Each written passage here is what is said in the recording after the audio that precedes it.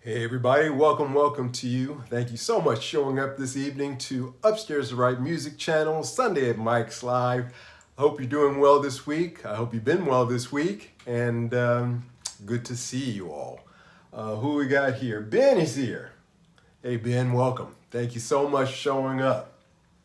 It's good to see you. Yeah, guys, it's snowing outside right now. I mean, like full on snowing. I suppose probably by tomorrow morning, my deck in here in the back is pretty good. Maybe I'm thinking about maybe an inch of snow, and that's pretty cool because in the 3 years that I've lived here, hey Dewey, hello. In the 3 years that I've lived here, this is the first time it snowed this early in the year. And so I'm thinking that this is going to be a pretty snowy winter coming up here. So I shall plan accordingly. Um, Good to see you guys. As I generally like to do, I start off these shows by talking about what projects I've been working on in the week over this last week. And this one is no disappointment. I want to share this with you guys. This is pretty cool. So, as you know, I am a dealer in vintage and secondhand guitars, generally a minimum of about 20 years old, I would say, going all the way up to 50, 60 years old recently, actually. And one of the things that you run into when you're dealing with vintage and older guitars is that, of course, people have modified them over time, or some parts have broken over time through use, and they were replaced with maybe not the original part because it wasn't available anymore, but something close enough. And when you're dealing with player's grade vintage guitars. And a player's grade vintage guitar would be one that's not really for collectors.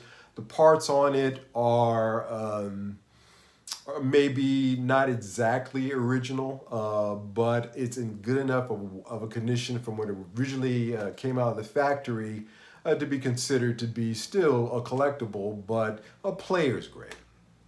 Don Juan, welcome. I'm fine, sir. We are doing well. Hope you are doing well too. So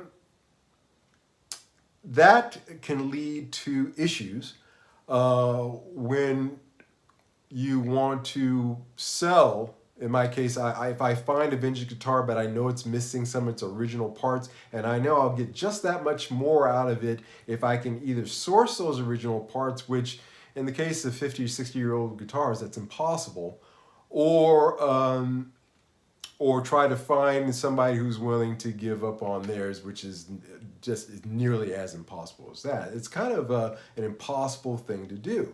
And this being my business, I had to start thinking about, well, what ways could I come up with? Good to hear, man. Good to hear you're doing well. To solve this issue.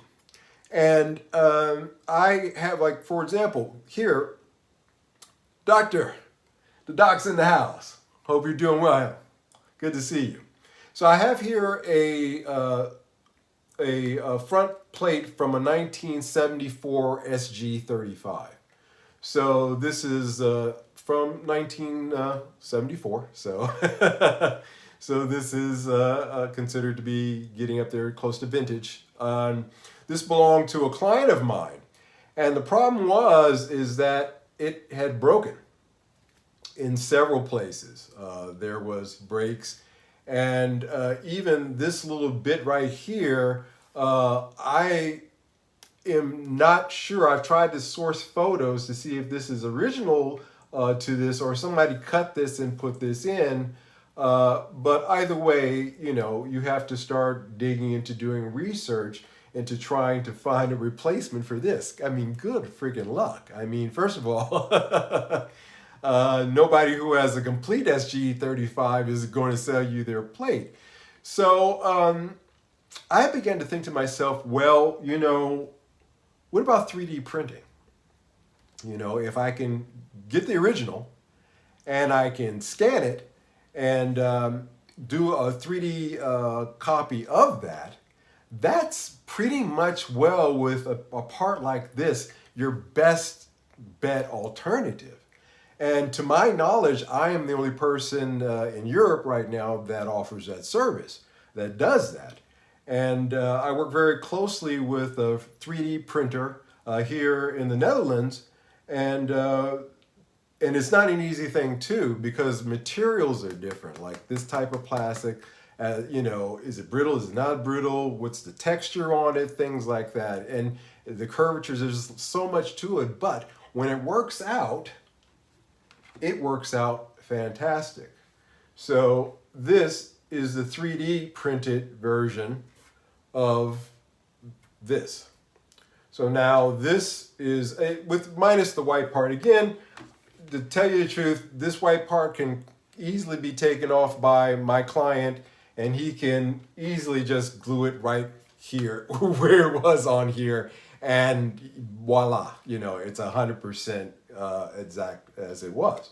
And yeah, and it's not an easy process to get it right, and sometimes it works. The plastics that I used on a few earlier projects was a little bit too springy, a little bit too rubbery. This one, I think we finally got the right formulation on the plastics in order to recreate these pieces.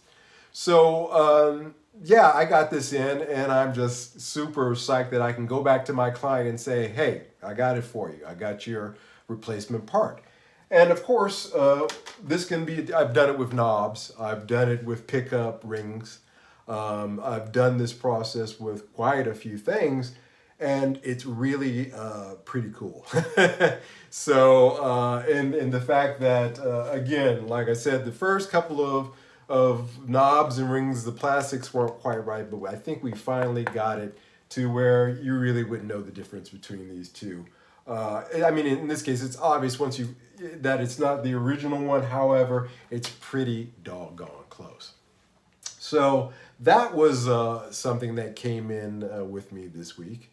I did not do a regular show this week, guys, because I was actually pretty ill this week. So I was going to, as I told you last week, I was going to do a review of this. Yeah, it's amazing, Ben, what the 3D printers can do. It really is. I was going to do a review of this. As you guys recall, I will get to that this week as my health improves. I'm feeling okay right now. I will see how it goes tonight. I don't think we're going to be doing a marathon tonight, but I will endeavor to try to do the best that I can. I apologize for my failing health, but you know, life goes on. We go on. I thought to myself that in the last couple of live streams that I've done, the topics, the tone, whereas they've been fascinating things to talk about and interesting, you know, avenues of deep thought to go into, I start to think to myself, boy, you know, you're coming on every Sunday night and you're just getting to be a drag, dude. Because, you know, it's not that it's not valid things that are being discussed that I bring up as topics. It's just, you know, it's starting to, you know, kind of get into a little bit of a negative drag territory. I noticed that as well. I don't know how you guys think about that, but I certainly do. And and I have a topic tonight. Obviously, stop it with the Chibsons already. That again is, you know, it's, you know, I do show notes. You know, I before I do a show, I always research. The 3D printing is so cool that you offer to the clients. Yes, Don Juan. Yeah, it is very, very just life changing for me. because again, I can restore some of those older Japanese guitars to almost new condition and give them a second life. You know, that's really, as you guys know, I keep hitting that home, taking these used guitars and giving them a new life. All of my guitars going forward are going to be refurbished guitars that I put together. So yeah, that's a cool thing. But I do my show notes. I research things extensively before I sit down. I'll go through a topic. I'll go through the internet, of course, and I'll read articles. I'll look at videos. I'll do different things in order to try to get a good all-around perspectives on something, because I don't want to just sit here. I just don't want to sit here and give you a myopic or a one-directional, a one viewpoint kind of deal. My show notes are usually just one page here in the front on a subject. Tonight's subject ended up being both the back and the front of this page, because I had so much to say about Chibsons. And after I got done writing the notes and going through it and saying, okay, this is what we're going to talk about, I just don't know if I even want to get into it, because it's, again, is it another one of my, you're making good points there, Mike, but geez, lighten up a little bit. So I don't know how you guys think about it. Tommy Mac 16, welcome. I haven't made the live in that's correct, sir, you haven't. However, I've been watching the recordings. I appreciate you showing up and doing that as well. I always appreciate everybody. If you don't catch this in the live stream, just hit the rerun. And that's great too. But it's good to see you here on the live, man. Welcome. So, I'm going to actually do an off the top of my head topic, and I'm going to throw it out to you guys. We're going to change it up here tonight a little bit. And I don't know, do you guys want to hear my thoughts on Chibsons? Is this something you're interested in hearing tonight? I've obviously got a few things to say, but am I being kind of a downer? Don Juan Campbell, they're great points, and it's the truth of what's been happening in the music community. Fort Hammy, yo, bro. A friend of mine picked up a Chipson SG looking like Gibson ain't chisel. I don't know if you guys want me to get into this or not, but let's start off with a completely left field topic. And that's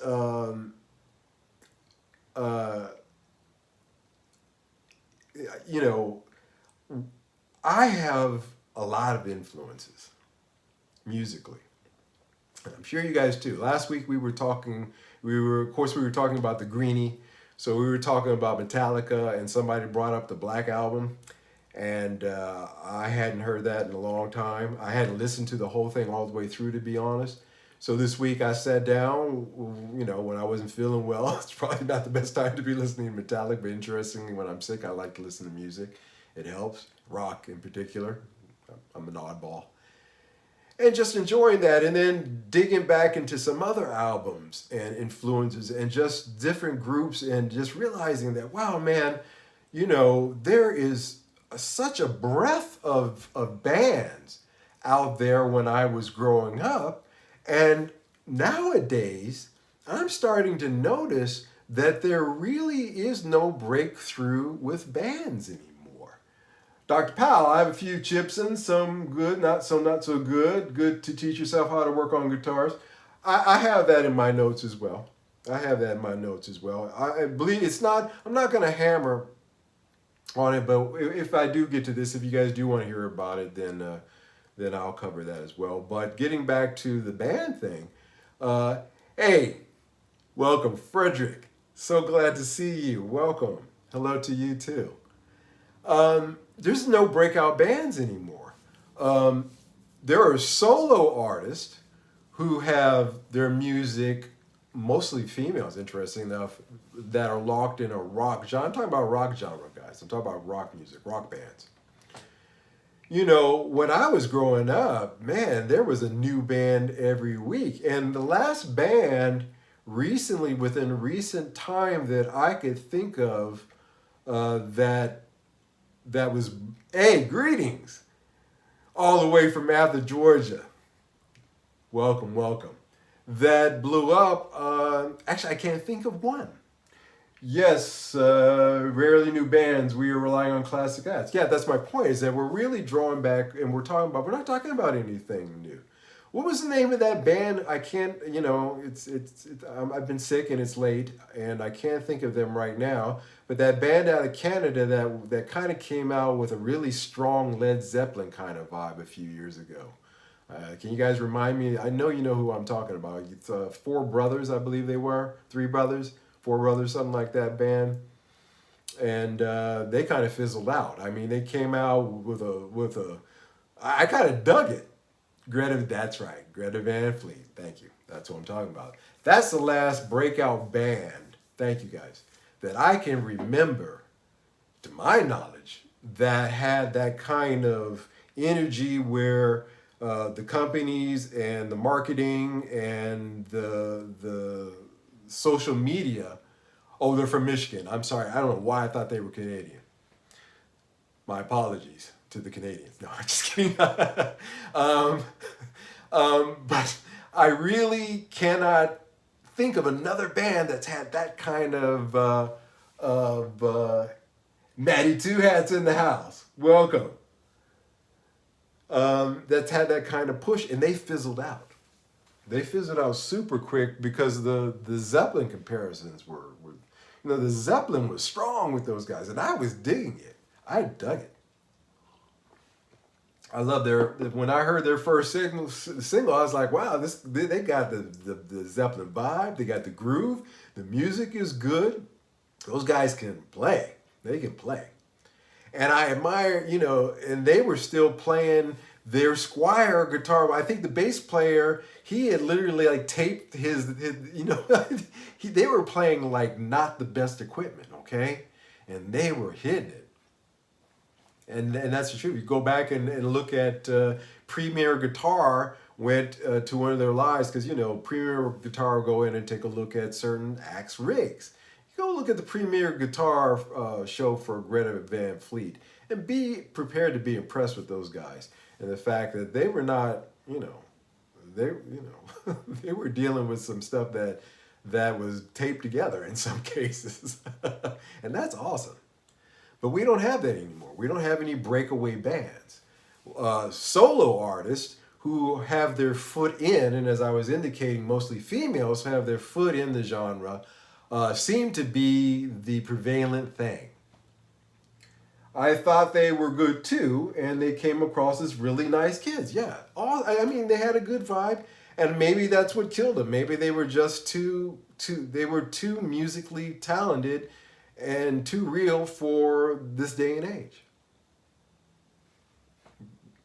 Because after their first album, they fizzled out, and record companies usually gave you 3 or 4 albums before they were going to boot you. Prince was going to get canned by Warner Brothers after the Controversy album. They were going to let him go out of his contract. And he knew he needed to come up with something really special in order to get that next deal over, and that was 1999. But he had 4 albums before that, to get to that point where he made that 1999, where he fully came into himself. And Greta Van Fleet never had that opportunity, in my opinion. So there's that. And again, this is modern A&R. It's just, and again, we suffer from that. We as consumers, because the record companies aren't interested in investing in these people anymore, really seriously. So yeah, can you guys, imagine the fact that now we're sitting here, it's like I joked last week, I said, dude, we're talking about 60-year-old bands here. We're talking about Fleetwood back when we were talking about those Greeny guitars. Oh my God, there's a shitload of those Greenies out there, aren't there? It's like Greeny overload. It's like everybody's got some kind of a version of a Greeny or something that they want to show off for. You would think that that's the only Les Paul that was ever produced. It's hilarious. But my gosh, seriously, tonight we're going to party like it's 1999. I should love, yeah. That album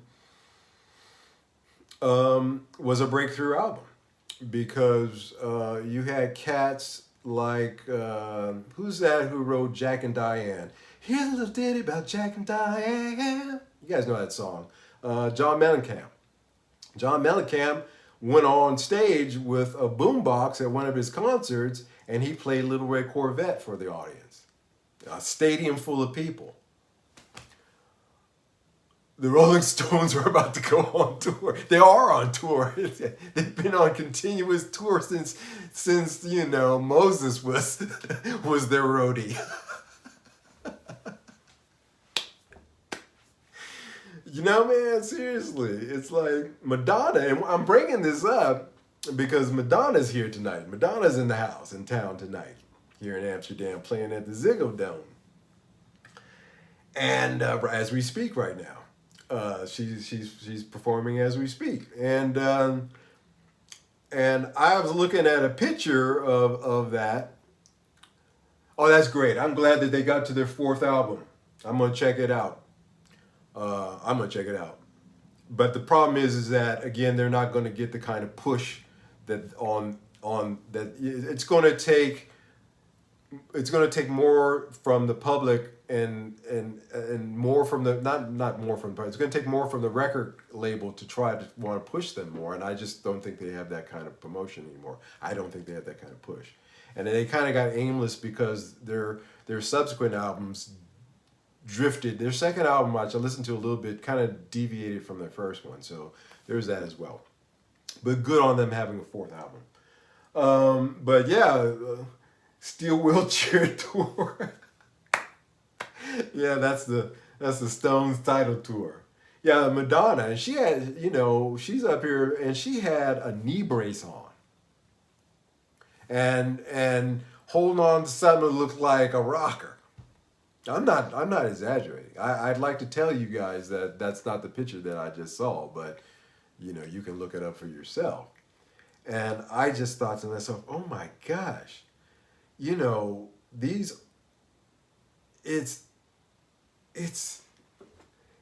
there nothing new? Is there no, I mean, really? Seriously? That and she started, she had a show Friday night. She skipped Saturday night. I guess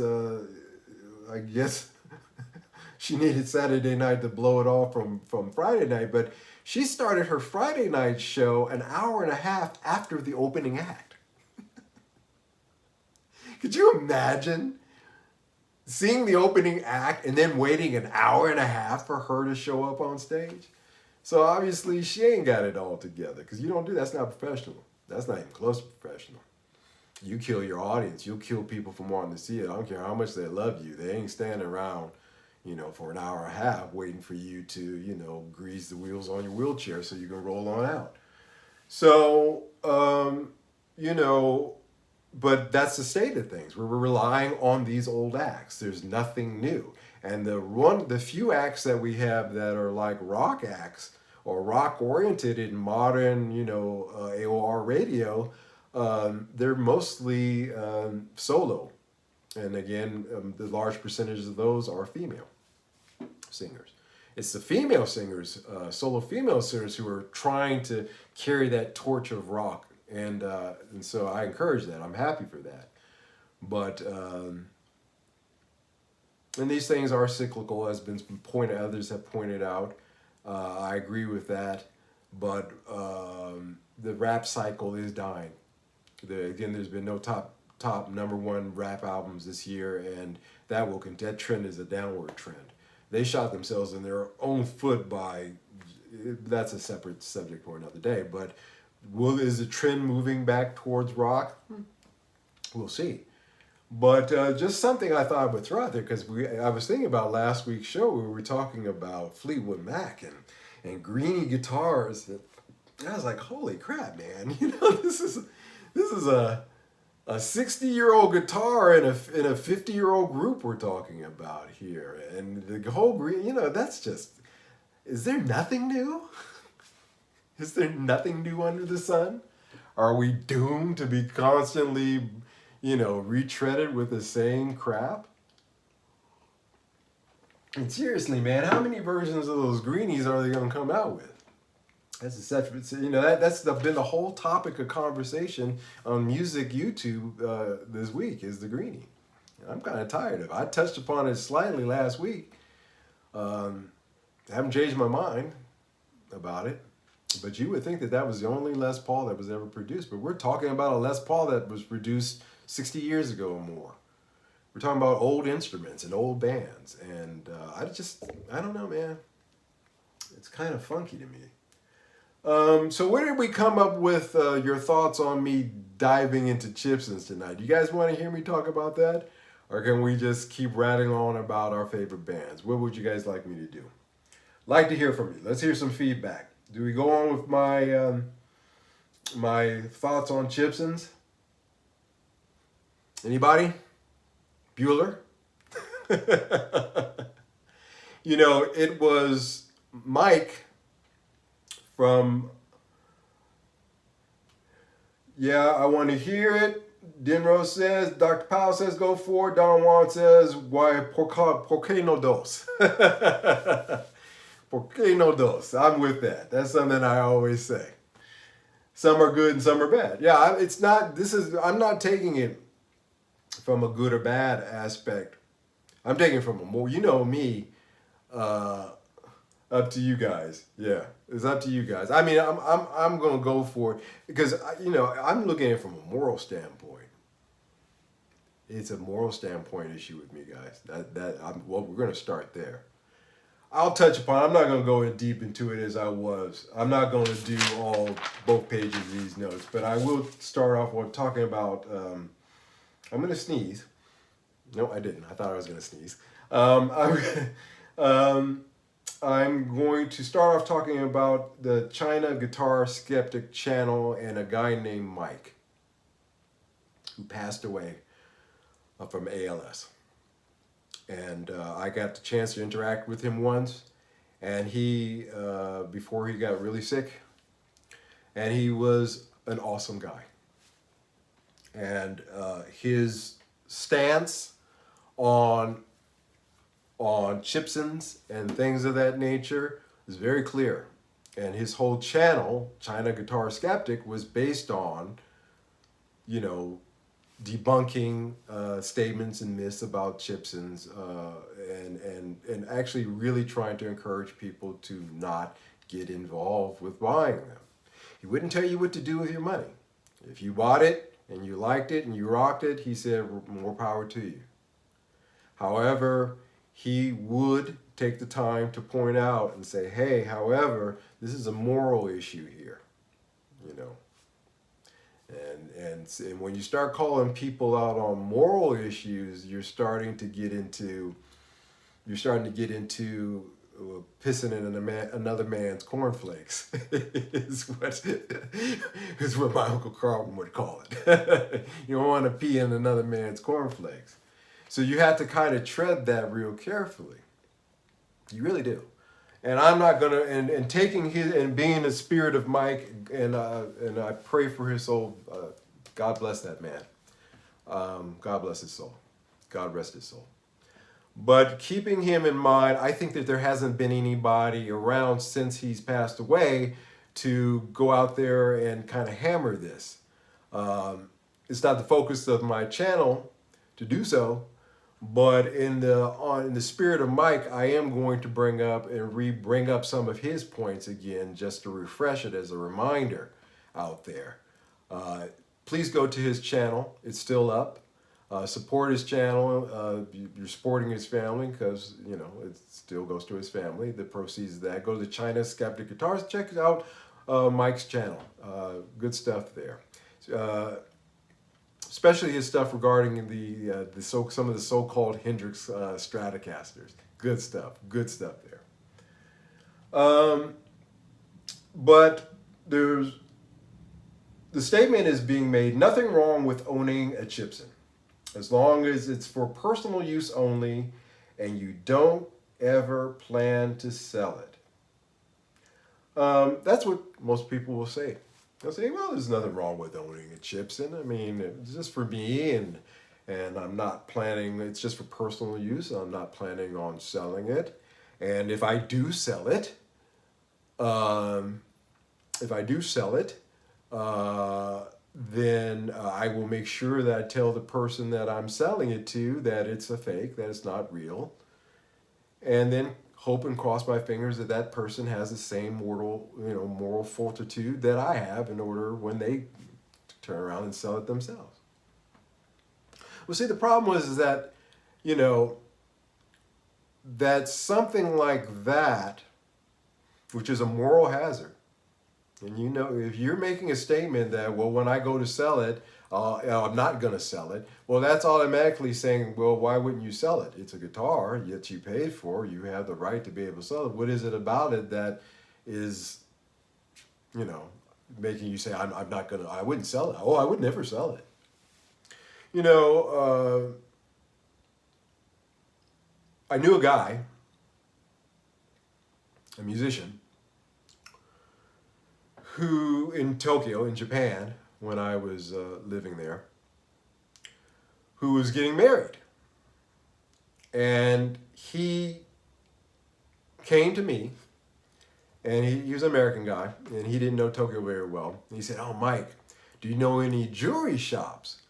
Because I want to go get an engagement ring for my girl. I said, oh, that's fantastic, man. Congratulations. Sure, sure. I know a couple of places. And vintage shop, I said, are you interested in going down to the vintage shop and getting her a vintage ring? Those are nice. They're not as expensive as, at least they used to not be. We're talking about the 1990s, by the way, guys. Or do you want to just go to one of the regulars, you know, with how many carats would you want to do? And he said, nah, man, do you know any place that sells cubic zirconias?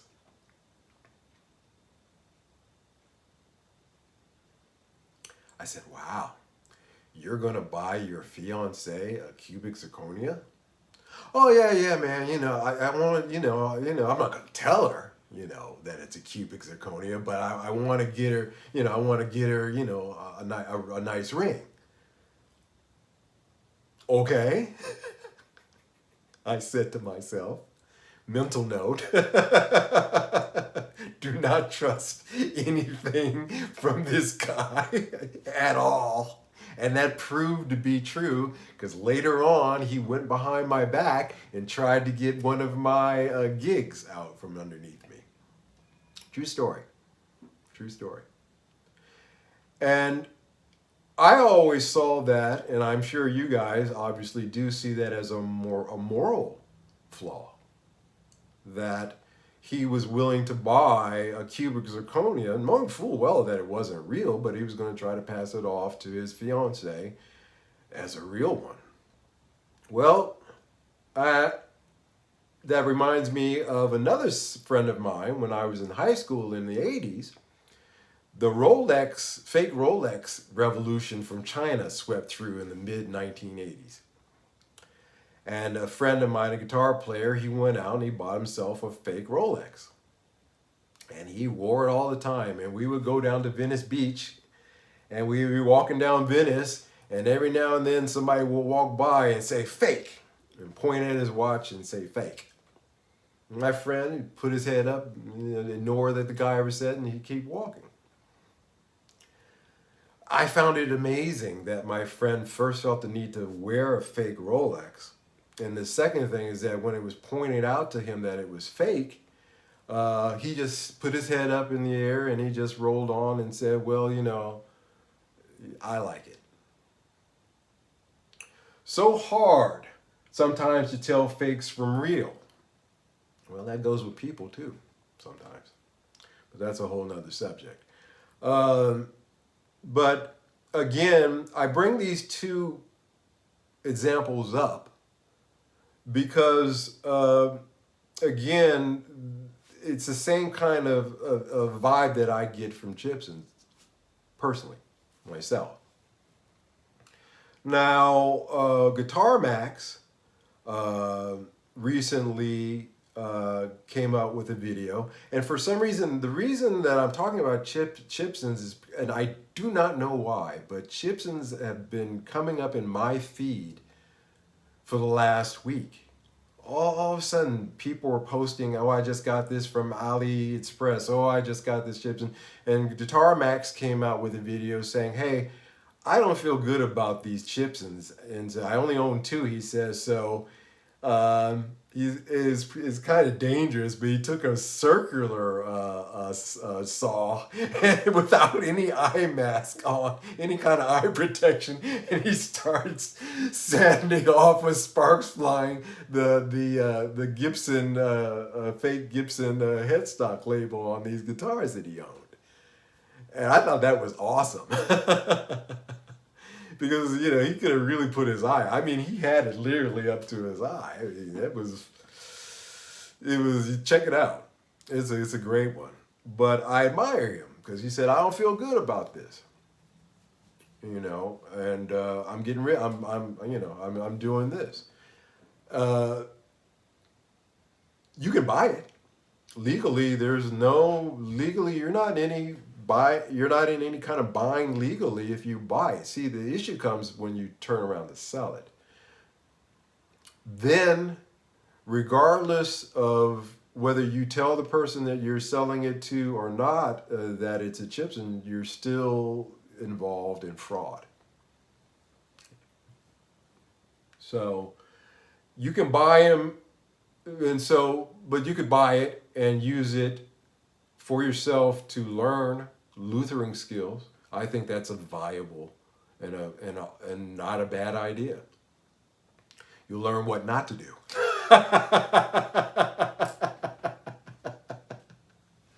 So I don't have an issue with somebody who buys it for that. That's one positive about dealing with reputable shops rather than through ads or even reverb. I don't know, maybe we were honored to sale. Yeah, that's the thing.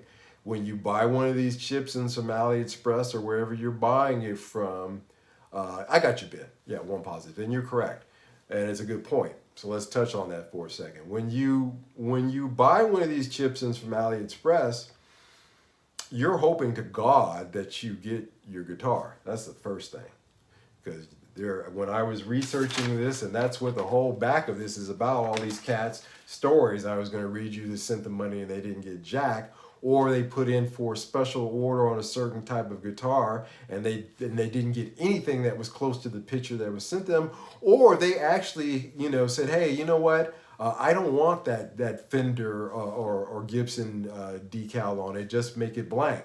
And they still got a Chibson with the Gibson. They still got sent one with that because over there in those factories, it's a blank. It's a process, dude. And they're firing them out, and they're special orders. And also on top of that, there is no, if you do get it, even if you do get it, if there's something wrong with it, which there is, how are you going to send it back? What are you going to do? What kind of refund system? You going to send it back to China, to Guangzhou, or wherever the hell they're producing them at? I don't think so. You think that seller's going to give you, and those sellers close shop and then they open up a new shop every other week. If you deal with a reputable dealer, guess what? You don't have to deal with that. So therefore, that's a strike against. So in the category of pro Chibsons, we could say it's great to practice some Lutheran skills. And the con, you're really taking a serious chance in purchasing, and sending your money to these folks. And even if you get it, you've got no kind of guarantee on it. You got no warranty. You got nothing. You got jack. So you better cross your fingers and hope that you get something at least playable. And speaking of getting something that's at least payable, an average, let's say you spend $400 on it. I looked at the average price of Chibsons are between $300 and $400 they're asking these days when I was researching this. And most cats, the first thing that they did when I was, again, looking into just trying to get, not being, myopic again in my viewpoint, but just trying to get a holistic picture of what people are thinking. Most cats get these, They changed the pickups. Well, that's 300 bucks there or so, because they're putting in DiMarzios, they're putting in Seymour Duncans, they're putting in Lily Framlins, they're doing all that stuff. They'll change hardware. One guy had to do a fret job on it. Fortunately, he knew how to do it, so he could do it himself. And he bought a case. And by the time I added up all the things that that dude had done, he was well into around $1,300 or $1,400 invested in that Chibson. If you go to Sweetwater for $86 a month for 36 months with no interest payments, you can get a real Gibson for $86 a month. These are luxury items, by the way, guys, we're talking about. So let's not lose sight of that. Chibsons are why I always check for the truss rod nut when I buy. Yes, that's correct. For some reason, it always had that double truss rod like an Epiphone in it. Gee, I wonder why that is. You know, again, it's my friend's, Rolex. From a distance, it looked correct. It's only when you got up on it, or if you knew what you were looking at, that you could say fake. Unfortunately, in the case of that guy and his fiance, I don't think it worked out too well with them. But yeah, these are luxury items. And anyway, if these were in fact decent guitars, these Chibsons, they would be their own brand unto themselves, wouldn't they? Like a Harley Benton, like, the vintage V100, just to name a few. They'd be their own brand, but they're not. Their only claim to fame is that fake little logo on top. Other than that, they're completely unremarkable guitars. So what is the thing there obviously is in that fraud that's being committed. Man, two hats. Good from far and far from good. I like that. I like that. Yeah. And even so, cats will invest money and, and they'll put a lot of money into it and fix it up. But again, I pointed out for $86 a month, for that $400, you could put that as so there's your first, 3 or 4 months payment right there, what you paid for the Chibson. For $1,300 USA, you can get the Epiphone version. Yeah. Yeah. Hey, Benny, welcome. That's correct. Dig that. For that kind of money, this is a real, I'm not making this up. This is not a hypothetical. This is a guy who bought a Chibson on YouTube, and he went down and broke down what he did in order to get it to where it was playable. And now he swears up and down that this is as good as it gets in custom shop. Man,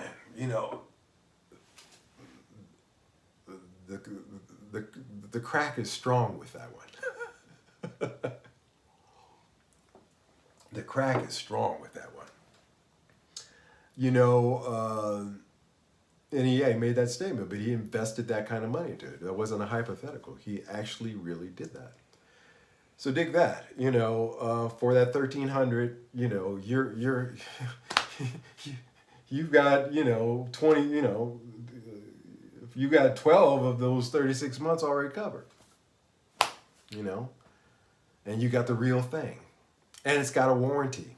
And if something's wrong with it, you can take it back to the shop, send it back to the shop, So, that's a check in the minus on the Chibsons side of things. So we're keeping tally here. That's a check minus on the Chibson side because, again, you're really hoping and praying that what you get has any kind, that you can even do that to it. Because what if the neck is warped? Think about that. What if it's just inherently something wrong with it that unless you give it a new neck, and then again you're talking about putting a lot of money, then nobody's going to do that. So now if they were so great on themselves, they would be their own brand, but they're not, are they? So what is it? It's It's that thing at the top. You know, so yeah, the only value a Chibson has is in its superficial resemblance to the real thing. Without that, it's its own completely unremarkable thing. That's what I wrote. And investing that kind of money just seems a little, don't die. I'm trying not to, guys. I went to the doctor, and guess what he told me? He said, son, you gotta have fun no matter what you do, but he's a fool.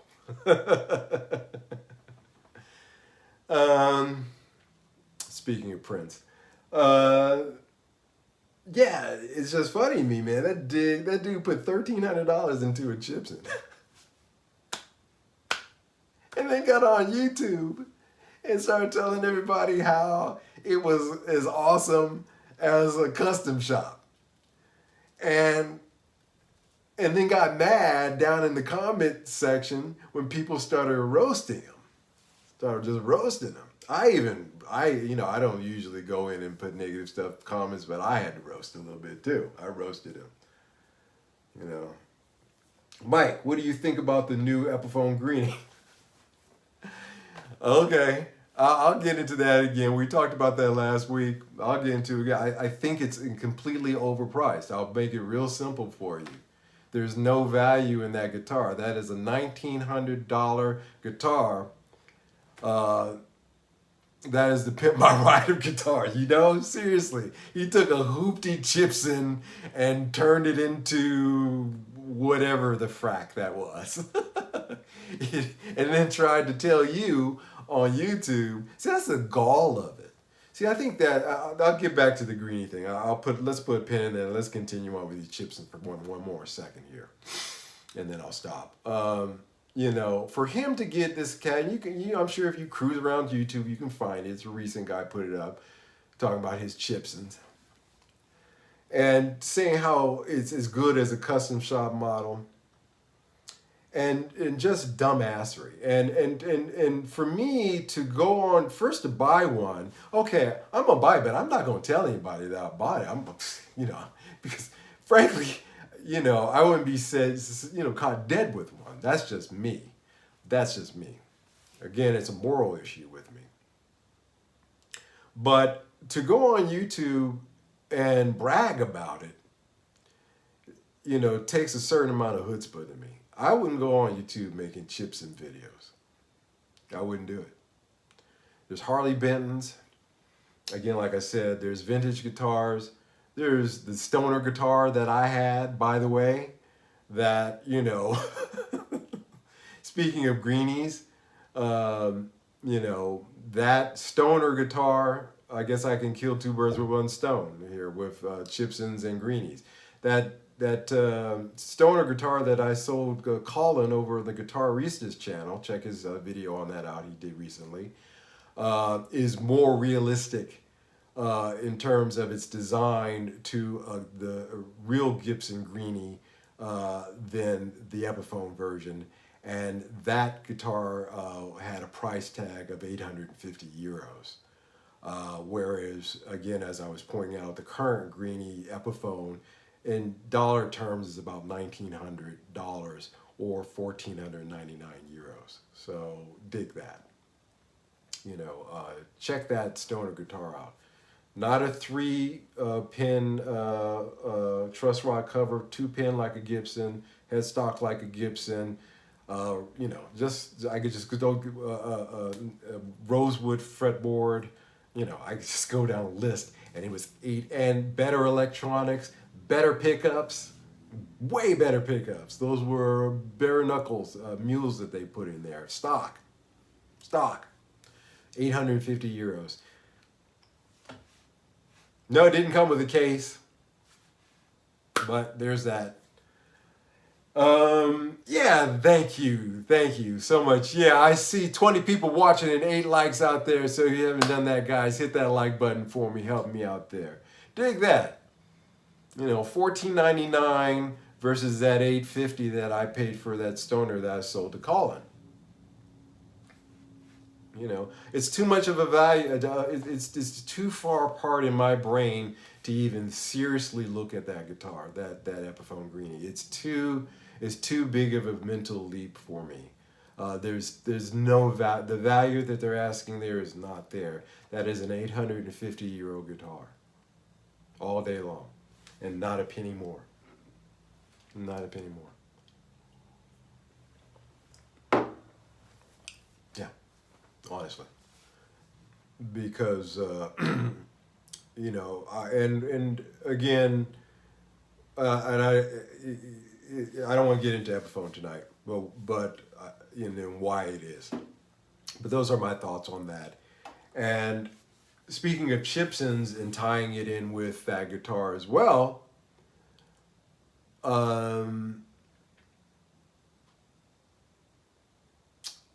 I think that there's so many, again, for that kind of money, even for that 300-400 that you're going to put down to get the Chibson in the first place. Why don't you just get yourself a vintage, or get yourself a Harley Benton, or get yourself anything, you know, that you don't have to hide in the closet about moving on and selling later on. And by the way,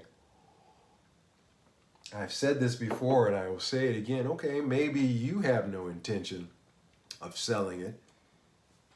Maybe you don't. However, it may be possible that you walk in front of a bus one day. Shit happens. And your spouse has to do a clearance sale of your stuff. And she doesn't know because you never sat down and explained to her, you know, hell, you were hiding most of your guitars from her. And they got to move that on. And that's the moral ground. That's where I, as a dealer, get upset because you have this garbage that intentionally or not gets put out into the marketplace. And it dilutes, it devalues everything else around it. It's counterfeiting. Why? Counterfeiting in most countries used to be an executionable. They would hang you for counterfeiting. And why is that? Because it devalues the whole. It steals from everybody. So when you're buying a Chibson and it gets out into the wild, you're actually there's you know, there's no profiting in this. There's no profit in this because you're stealing something from somewhere.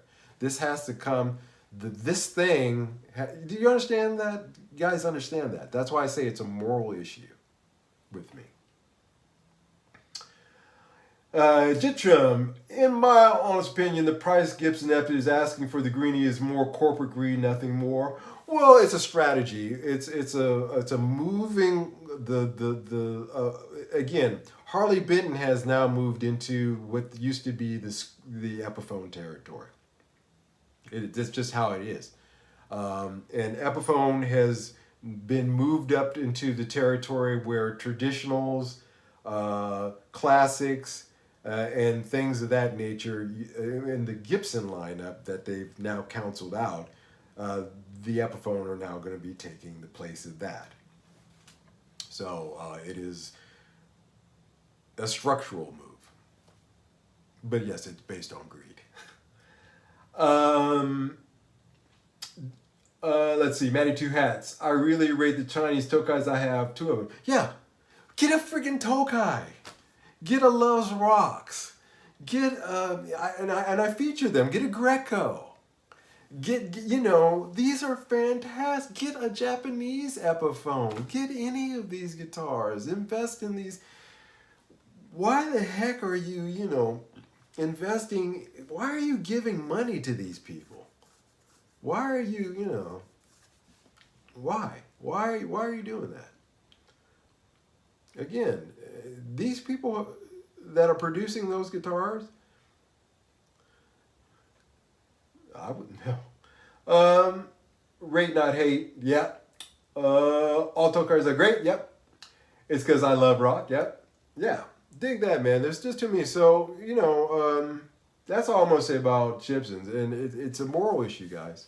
See, you can buy it. Again, like I said, that's on you.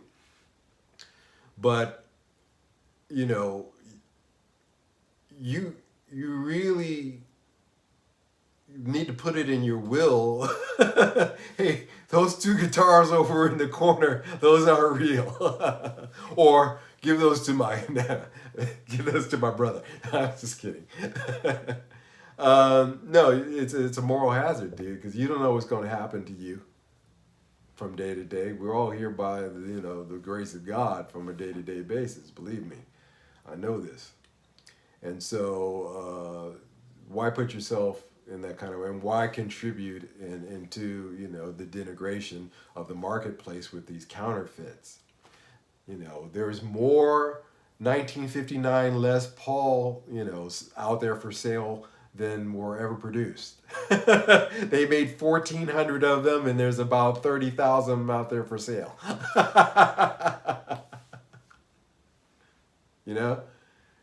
If there's value in something, people are going to counterfeit it. And so therefore, again, just to reiterate, the only value to a Chibson is that fake logo on the headstock. That's the only value to it. That's it.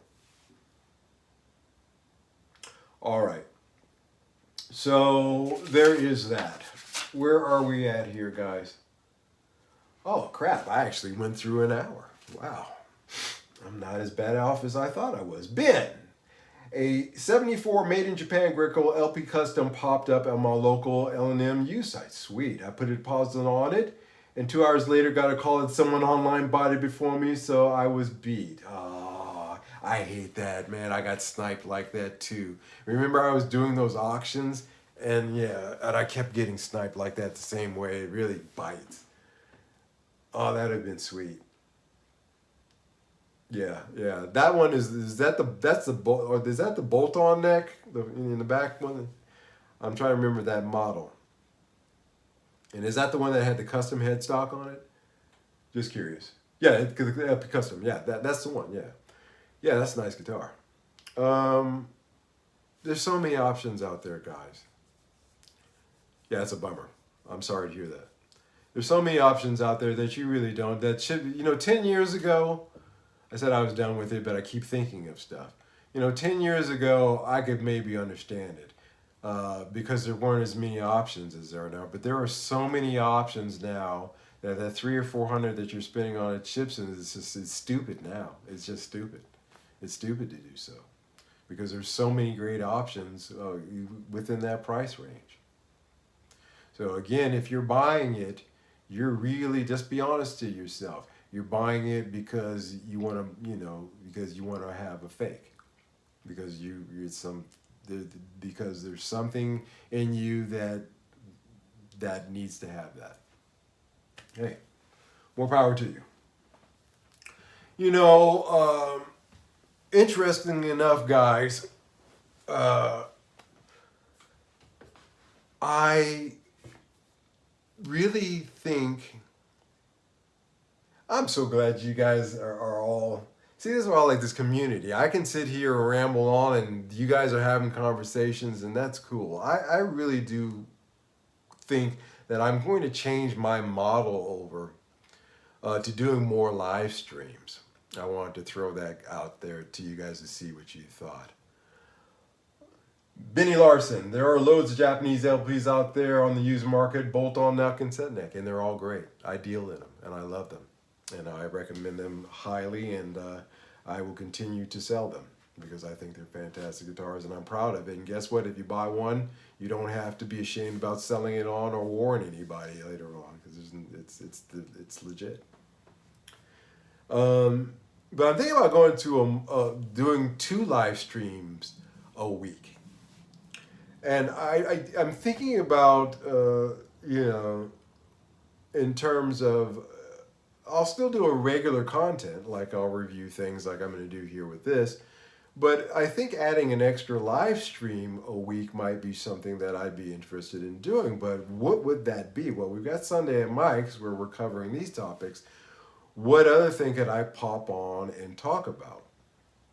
So I have no answer for that, by the way. It's just something because you know, there are times like this week when I'm ill where I just, you know, I had a terrible fever this week. I never get a fever, but I was pretty bad off. So the idea of editing, shooting and lighting and editing and all that is not something that I'd like to do.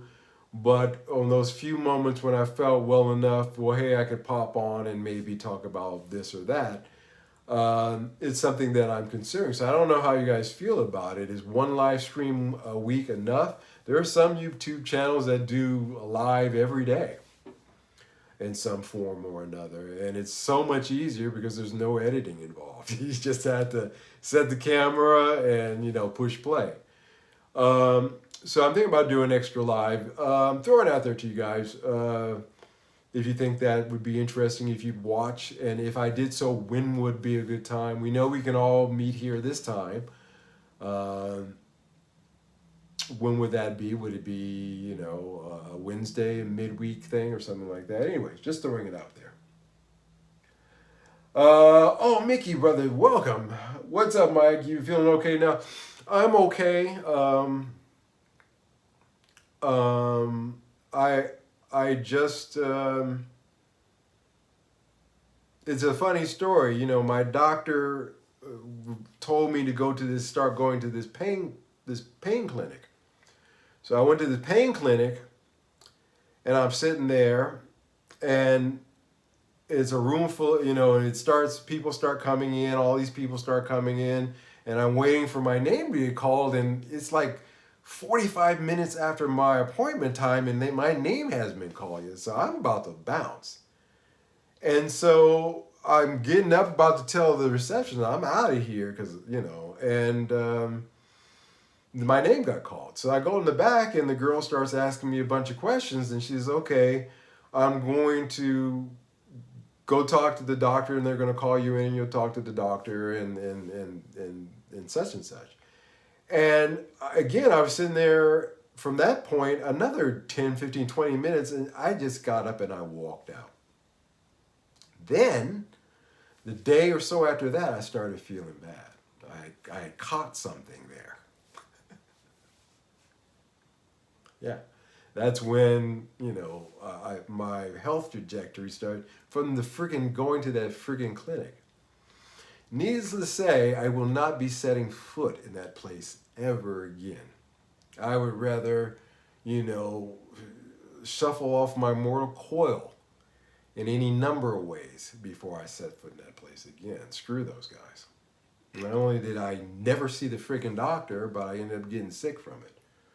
When I was a teenager and we didn't have the money for a Mustang, which I didn't, we had a catalog stuff, Harmony or Tasco Japanese stuff to choose from. Lots more options, but even, yeah, me too. I was a catalog in the 70s. We had the blue chip catalog. Do you guys, anybody out there, Americans, do you remember the blue chip catalog? When you went to the supermarket, you would get these stamps. And they were blue chip stamps, and you would get a booklet. Every time you would get it, and you'd fill up your blue chip stamp books, and when you filled up enough books, you could redeem those in for stuff. And I got a toy guitar. Well, it was supposed to be kind of like it was a toy guitar. But when my first it was a toy guitar, but it was real enough, but it was toy-ish. It wasn't great. But it was from a blue chip stamp book. And that would be about the same level of like not a silver tone, but maybe a harmony. It was like, maybe not even good at that. A little bit less of that, but in that same kind of range guitar. Yeah, I remember that. My wife's dad worked for S&H Green Stamps. Yep, that's what I'm talking about. S&H Green Stamps. And that was a big thing, you know, back when I was a kid. Is filling up those books and taking it down to and redeeming it for stuff. I don't know if they do that anymore. Or there must be some equivalent. I'm sure there's equivalent of that somewhere. But that was pretty cool stuff. But we have a lot more options, yeah, certainly than that now. And again, that's why I'm saying the age of Chibsons got to be over. Y'all need to stop it with these Chibsons. There is zero arguable reason for you to purchase a Chibson.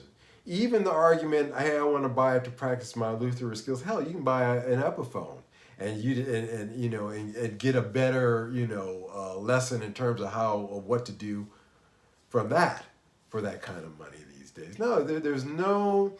And again, when you're done with it, you could sell the parts of that off, at least recoup some of your money. You can't do that with Chibson parts. At least you shouldn't. Those 70 catalog guitars get a lot of love and a lot of criticism. Tom Bolkovac praises a few. Well, yeah, because, I butchered his last. No, I got that right, Bolkovac. Yeah, and just about those, a lot of them were bad. Hell, the Dan Electro was a catalog guitar, and it was good enough for Jimmy Page. Isn't that the Dan Electro on Kashmir? I seem to recall it is. So yeah, they're good enough. There's been an uptick of Chibson videos on YouTube, but that's what I was just saying. They've gained popularity again. That's why I'm coming out here, Don Juan, tonight. That's why I'm putting this video out tonight. I didn't want to do it because I was like, oh, you've been negative. I just thought I was going this negative path for the last few weeks. Sears catalogs, yeah. But no, this has got to be a counter to that. Y'all need to stop it with the Chibsons. Y'all need to stop it with the Chibsons. I'm going to get real Southern black on you. Y'all need to stop. Don't do it. Don't do it. My Uncle Carlton. I mean, don't get him, in talking to you about how stupid it is. Because he'll hurt your feelings. You get your feelings hurt. There's no reasonable need or argument that could be made for purchasing a Chibson in 2023. You are participating in a fraud when you do it now. In the story. So there's that. Sears catalogs were a big thing. I actually have a pair of shoes that I had designed from a 1933 Sears catalog, a set of shoes. I just had a shoe guy in Vietnam recreate them. And they're the best pair of shoes, one of my best kicks. I really love them. But the shoe that existed back in the 30 design that's not around anymore that I recreated and from a Sears catalog. So, yeah, I know Sears catalogs really well. I grew up with them. And have a special place in my heart. It's just flipping through them. It's just cool to see this stuff, especially going back into the earliest 20th century with those. But yeah, the hospital thing pissed me off. So no, my health, getting back to that, my health is better. I shook whatever that was, but I don't need that kind of grief in my life. So that was my story for this week. I miss the catalog days in the magazines to wear cassettes. Yeah. I remember brothers used to sell records out of the back of their cars. Seriously. And cassettes. If you went to the car wash on Crenshaw in Slauson in the mid-1980s, you could purchase a full set of clothes, like your shirt, your pants, tennis shoes, chocolates, fruit, cassettes, records. You could get everything you needed from the day just by going down to the car wash because everybody was selling stuff out of the trunk of their cars down there. Those Sears catalogs were still around in the early 90s. And it doesn't seem like that long ago reading them. That doesn't, man, but time flies, Time flies, and you really get shocked. That was back then. I still have two Harmonies, an H17, H59 Rocket, and a Gibson-made Kalamazoo KG2A SG type. Second guitar I ever bought, still playing. They're great guitars. I recommend you guys go out there and buy as many secondhand guitars as possible. If you have some cash and you're thinking about buying a new guitar, before you pull the trigger on that, go out and see if there's a used or secondhand alternative that you can do. Let's not support these corporations, as our good friend over at 3-Chord Dave said last week. Let's not support these corporations in their BS and their price hikes. And let's just say, hey, we're not going to buy it. We're going to buy our guitars in the secondary market, where you have no say, and you have an influence, but you have no direct say. So I agree with that completely. All right. I am surprised, as ill as I was. I mean, I had a fever yesterday. I am surprised that I made it to 12:10 tonight. And like any wise performer, I am going to bow out when the getting is good. When I hit that high, I hit that note, I think I'm going to leave it on a high note. I'm sorry for the brevity of this week's live stream, guys. I am recovering, but I did want to come out and give you guys something. And I did want to, as pointed out, is it really true, as Don Juan was saying, there's been a big uptick recently in these freaking Chibson videos. So I'm glad I put this out there. I'm glad you guys supported me tonight and allowed me to have this kind of conversation to do so. I really do appreciate that. Don Juan Campbell, glad you're feeling better though, Mike. Please take care of yourself. Thank you, man. I'm trying. Great show, thanks, Mike. And my brother is coming. My brother, my actual brother. I'd like to do a live stream where you guys meet my brother. My brother and his wife. He's actually in Barcelona right now, but he'll be here in town this week. So I would like you to meet him because he is a cool guy. I'm looking forward to seeing him. So yeah, I gotta get myself back in good health to just deal with my brother and my sister-in-law coming here. So there's that. I'm very pleased about that. Always pleased when family comes to see me. Ben Allmark, great show. Thanks, Mike. Cheers, gentlemen. Mad Two Hats, you did great, Mike. Rest up. Thank you, guys. Pedal on. Stay safe. I will. I want to thank you guys all so much for showing up. 20 folks out there watching right now. Boy, that is just super awesome. And I want to say I thank each and every one of you 20 folks and everybody else watching the rerun for doing so. You're the reason why I got better, to tell you. To tell you the truth, I wanted to get better because I wanted to be here tonight to share with you. So there is that. This week, I will be doing a review on this. We'll be talking about that. And we'll see, maybe my second Squire parts caster will be out of the shop this week. Fingers crossed on that, if Fern can get to that. And we might be taking a look at that. Boy, it's going to be a beauty. That one, that's a beautiful Squire that we're putting together between me and him. So maybe this will be the week that I can share that with you guys. But do take care. God bless. And I will see you same time, same channel next week. Bye-bye, guys.